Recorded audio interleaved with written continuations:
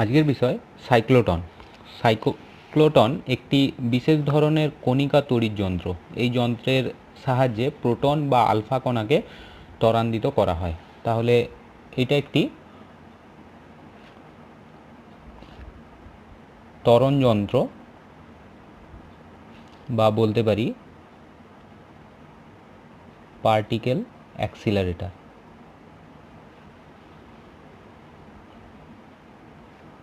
তো এই যন্ত্রের সাহায্যে যেগুলো মেনলি ত্বরান্বিত করা হয় তার মধ্যে হচ্ছে প্রোটন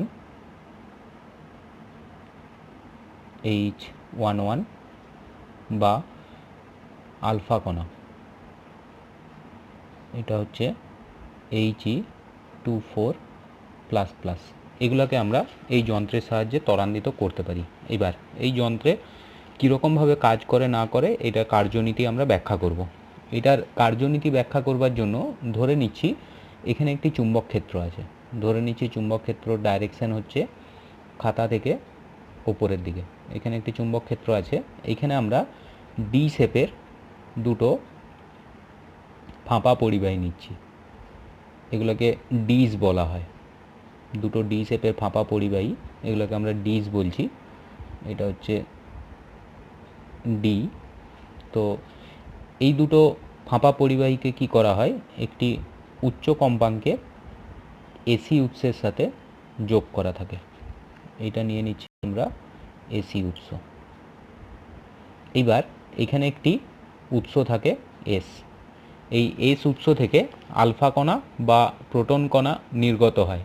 এইবার এখানে দিলে দুটো ক্ষেত্র আছে, একটা চুম্বক ক্ষেত্র আছে, একটা তড়িৎ ক্ষেত্র আছে। তড়িৎ ক্ষেত্রটা এসি উৎসের সাপেক্ষে লাগানো আছে, তাই বলতে পারবো সময়ের সাপেক্ষে এখানে ফিল্ডের ডাইরেকশানটা চেঞ্জ হবে। মানে কিছু সময় ফিল্ডটার এ পাশটা পজিটিভ থাকবে, এ পাশটা নেগেটিভ থাকবে, তার পরের মুহূর্তে যেহেতু এসি উৎস, এটা নেগেটিভ হয়ে যাবে, এটা পজিটিভ হয়ে যাবে, অর্থাৎ ফিল্ডের ডাইরেকশানটা ঘুরে যাবে। এইবার চুম্বক ক্ষেত্র আছে ওপর দিক বরাবর। আমরা আগের প্রপার্টি থেকে জানি যে তড়িৎ ক্ষেত্র ফাঁপা পরিবাহীর ভিতর কাজ করে না, আবার চুম্বক ক্ষেত্র কণাকে ত্বরণ দিতে পারে না। এখানে দুটো শর্ত আমরা নিতে পারি।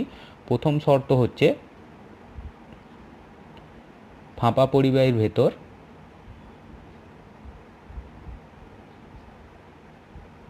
ভেতরে ক্যাপিটাল ই ইকুয়ালস টু 0 হয়, কিন্তু এই ক্যাপিটাল ইটা কণাটাকে গতিশক্তি প্রদান করে।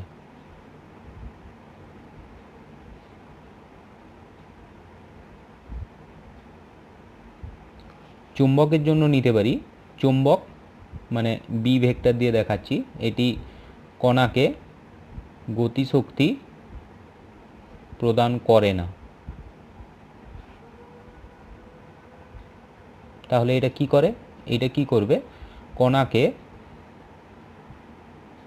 বৃত্তাকার পথে ঘোরায়।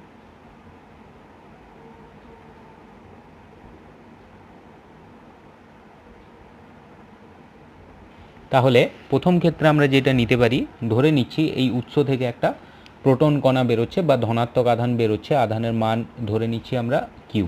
এইবার যখন ওই আধানটা এই উৎস থেকে বেরোচ্ছে, বেরিয়েই ও দেখবে এ পাশের প্লেটটা নেগেটিভ আছে, এ পাশের প্লেটটা পজিটিভ আছে, তাহলে আমরা বলতে পারি বেরিয়েই ও কী করবে, এই প্লেটের মধ্য দিয়ে এই ডি এর ভিতরে প্রবেশ করবে, কারণ এটা নেগেটিভের জন্য এটা পজিটিভ আধান হয় ও একে আকর্ষণ করবে। এবার ডি এর ভিতর যখন প্রবেশ করবে, ডি এর ভিতর দেখবে ও কোনোরকম তড়িৎ ক্ষেত্র নেই, আছে একমাত্র চুম্বক ক্ষেত্র।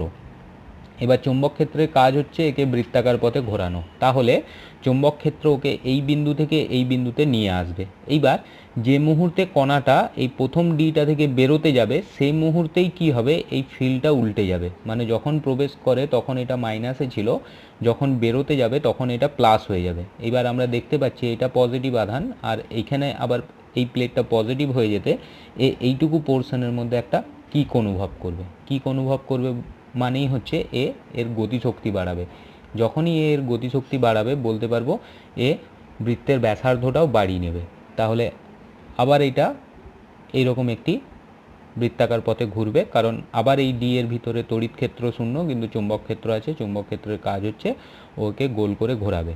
দিয়ে আবার যখন বেরোতে যাবে ফিল্ডের ডাইরেকশন ঘুরে যাবে, যখন প্রবেশ করে তখন নেগেটিভ ছিল, যখন বেরোবে তখন পজিটিভ হয়ে যাচ্ছে। এইভাবে আবার এইখান থেকে এইখানের মধ্যে গতিশক্তি বাড়াবে, দিয়ে এতে প্রবেশ করবে। এইভাবে ধীরে ধীরে করে এ বৃত্তের ব্যাসার্ধটা বাড়াবে, বাড়িয়ে একটা সময় কি করবে, ধরে নিচ্ছি এখানে একটি উইন্ডো থাকবে, এই উইন্ডো বরাবর বেরিয়ে এসে এইখানে যদি কোনো স্যাম্পেল থাকে, এটাকে আমরা টার্গেট টি বলছি, টার্গেট টিতে গিয়ে আঘাত করবে। এইভাবে সাইক্লোটন যন্ত্র কাজ করে।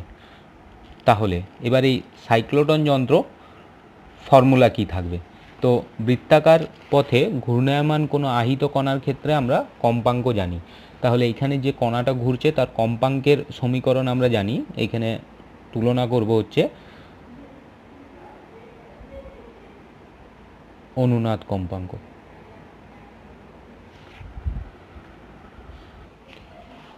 অনুনাদ কম্পাঙ্কের জন্য আমরা নিতে পারি, যদি কোনো কণা বৃত্তাকার পথে ঘোরে তার জন্য আগের ক্লাসে আমরা জানি অনুনাদ কম্পাঙ্কের রাশিমালা হয় n = 1/2π × q/m × b। এখন দেখা যাচ্ছে কণাটা ঠিক এইখানে যে সময়ে অর্ধবৃত্ত নিচ্ছে সেই সময় কি হচ্ছে, এসি উৎসের জন্য ফিল্ডের ডাইরেকশনটা ঘুরে যাচ্ছে। তাহলে এখানে এসি উৎসের যে কম্পাঙ্কটা হবে আর এখানে কণাটা ঘুরবার জন্য যে কম্পাঙ্কটা থাকবে, এরা যদি সমান হয় তাহলে এটা বলতে পারবো অনুনাদ সম্পন্ন করবে। ধরে নিচ্ছি এসি উৎসের কম্পাঙ্ক হচ্ছে n0। তাহলে এখানে অনুনাদের শর্ত নেব, শর্ত হচ্ছে n = যদি n0 হয়, তাহলে এখান থেকে আমরা নিতে পারি n0 = 1/2π q/m × b। যদি এই শর্তটা সম্পন্ন করে তাহলে বলতে পারবো ঠিক কণাটা যখন প্রথম ডি থেকে বেরোবে তখন ফিল্ডের ডাইরেকশন ঘুরে যাবে, আবার যখন দ্বিতীয় ডি থেকে বেরোবে তখন আবার ফিল্ডের ডাইরেকশন ঘুরে যাবে। এইভাবে আমরা যন্ত্রটিকে কাজ করাতে পারি বা যন্ত্রটা সুষ্ঠুভাবে ক্রিয়া করতে পারে যদি দুটোর কম্পাঙ্ক ম্যাচ করে। এটাই হচ্ছে অনুনাদের শর্ত। নেক্সট আমরা এখান থেকে যেটা করব, কণাটা কতটা ত্বরান্বিত হবে তার গতিশক্তি নির্ণয় করব। তাহলে হেডিং দিতে পারি ত্বরিত কণার গতিশক্তি।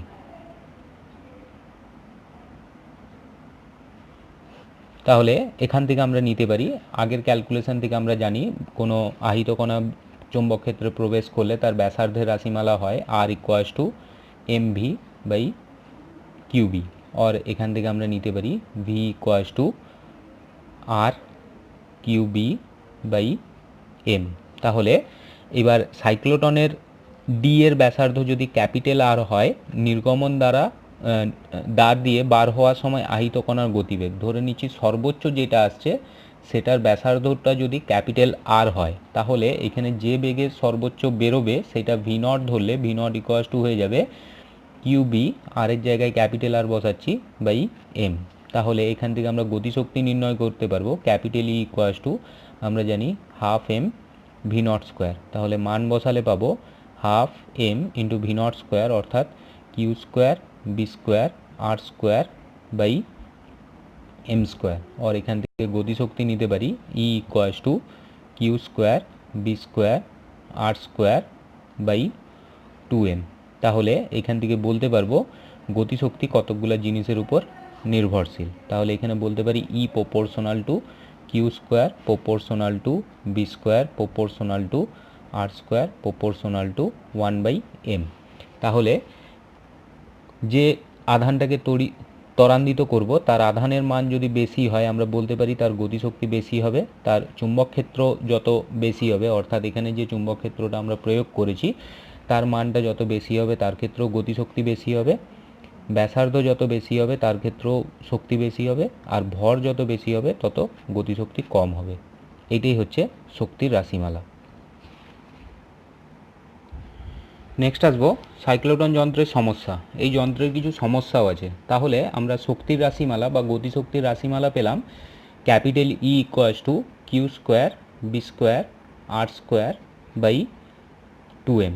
এবার এর মেনলি দুটো সমস্যা। প্রথম সমস্যা হচ্ছে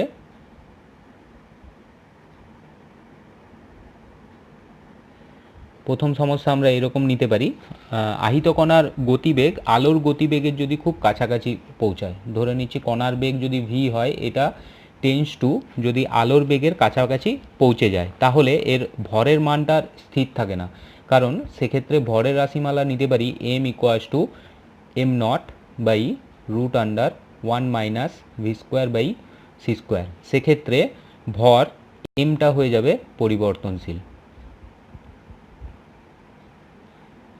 কখন পরিবর্তনশীল হবে? যদি কণার বেগটা আহিত আলোর বেগের খুব কাছাকাছি হয়ে যায়, অর্থাৎ এম এর মানটাই স্থির থাকে না। এবার আপেক্ষিকতাবাদের তত্ত্ব অনুযায়ী বেগ বৃদ্ধির সঙ্গে সঙ্গে এমও বৃদ্ধি পেতে থাকে। তাহলে ফলস্বরূপ আমরা বলতে পারবো যে যেহেতু এখানে শক্তিটা এম এর উপর নির্ভরশীল, আবার কম্পাঙ্কের যে রাশিমালা ছিল বা অনুনাদি কম্পাঙ্কের যে রাশিমালা পেয়েছিলাম ওটা ছিল n not equals to 1/2 pi into q by m into b. তাহলে এখানে N not proportional to 1/m আছে। অনুনাদি কম্পাঙ্কটা যেহেতু ভরের উপর নির্ভরশীল, তাই যেহেতু এক্ষেত্রে বেগের সাথে সাথে ভরের পরিবর্তন হচ্ছে, তাই এখানে কম্পাঙ্কটারও পরিবর্তন হয়ে যাবে, অর্থাৎ এক্ষেত্রে অনুনাদের শর্তটি আর পালিত হবে না। অর্থাৎ সেক্ষেত্রে সাইক্লোটন যন্ত্রটা আমরা ঠিকঠাকভাবে ব্যবহার করতে পারবো না। যেমন এক্সাম্পল নিতে পারি, এই যন্ত্রটা ইলেকট্রনের ক্ষেত্রে ইলেকট্রনকে ঠিকঠাকভাবে ত্বরান্বিত করতে পারে না। এই ইলেকট্রনকে ত্বরান্বিত করতে পারে না, কারণ হচ্ছে ইলেকট্রন এমনিতেই হালকা কণা, প্রোটন বা নিউট্রন বা আলফার তুলনায় অনেকটাই হালকা কণা। আর দ্বিতীয় হচ্ছে যেহেতু হালকা, তাই এর শক্তিটাও কী হবে, খুব তাড়াতাড়ি বাড়বে, কারণ শক্তি প্রপোর্শনাল টু 1/m হয়। তো সেক্ষেত্রে এর কম্পাঙ্কটাও এম এর সাথে খুব তাড়াতাড়ি পরিবর্তন হয়ে যাবে। তাই এক্ষেত্রে সাইক্লোটন যন্ত্রে কিছু সমস্যা দেখা দেবে। সমস্যা হচ্ছে অনুনাদের শর্তটাও পালন করবে না। তাহলে এর প্রতিকারের উপায় কি? প্রতিকার নিতে পারি আমরা আপেক্ষিকতাবাদের দরুন এম এর বৃদ্ধির সাথে সাথে পরিবাহী উৎসের কম্পাঙ্ককেও আমরা এমনভাবে কমানো যেতে পারে যাতে এম এন নট গুণফলটা সর্বদা ধ্রুবক থাকে। এই সমীকরণ অনুযায়ী এম এন নটের গুণফল যেটা আছে সেটাকে যদি আমরা ধ্রুবক রাখি, সেক্ষেত্রে এই শর্তটাকে আমরা মোটামুটিভাবে পালন করে আমরা সাইক্লোটন যন্ত্রটা কাজে লাগাতে পারি। মানে এক্ষেত্রে প্রতিকার হচ্ছে এম এন নট, এই শর্তটাকে আমরা বা এর গুণফলটাকে আমরা ধ্রুবক রাখবো। ইনকেস যদি এমটা বেড়ে যায় তার ক্ষেত্রে আমরা কম্পাঙ্কটা কমিয়ে দেব। তখন এই যন্ত্রটাকে বলা হবে সিঙ্ক্রোসাইক্লোটন।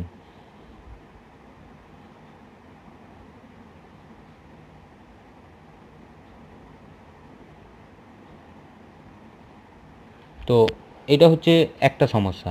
এর আরেকটা সমস্যা আছে, দ্বিতীয় সমস্যা লিখছি।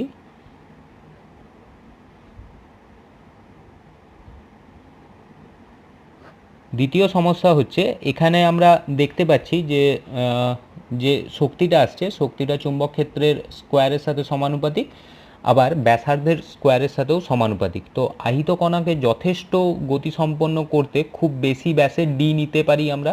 তো এই ব্যাসের মান 100 সেন্টিমিটারের থেকে বেশি হতে পারে। চুম্বক ক্ষেত্র প্রয়োগের জন্য অত বেশি ব্যাসের তড়িৎ চুম্বক তৈরির ক্ষেত্রে কারিগরি জটিলতা ও ব্যয়টাও অত্যন্ত বেশি।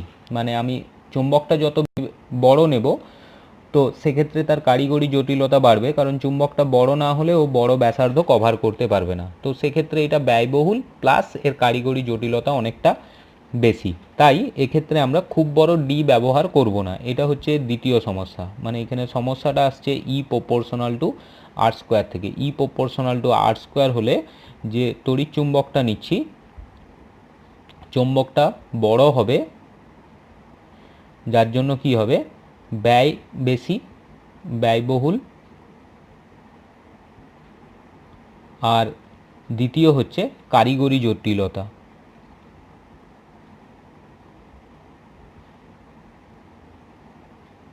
এই দুটো সমস্যা এখানে থাকছে। তাহলে এটারও প্রতিকার আছে।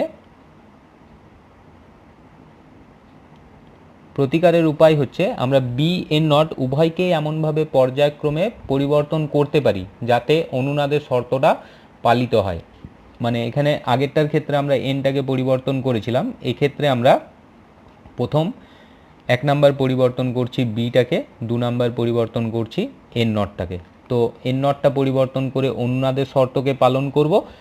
আর হচ্ছে আহিত কণার বেগ বৃদ্ধি সত্ত্বেও এর বৃত্তের ব্যাসার্ধ আর অপরিবর্তিত থাকে, ফলে এই ব্যাসার্ধের একটি সরু বলয়াকৃতি তড়িৎ চুম্বক নিলেই চলে। অর্থাৎ আমরা কি করব, পুরোটা চুম্বক না নিয়ে, মানে শর্ত অনুযায়ী এটা পুরো চুম্বকটা ছিল যার মাঝে ডিগুলো লাগানো ছিল, এই রকম না নিয়ে আমরা কি করব, একটা বলয়াকার চুম্বক নেব, এই টাইপের একটা চুম্বক নেব যার মধ্যে ডিটা প্লেস করতে পারি।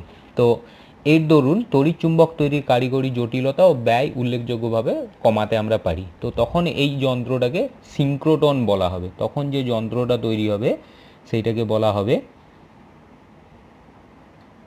সিঙ্ক্রোটন।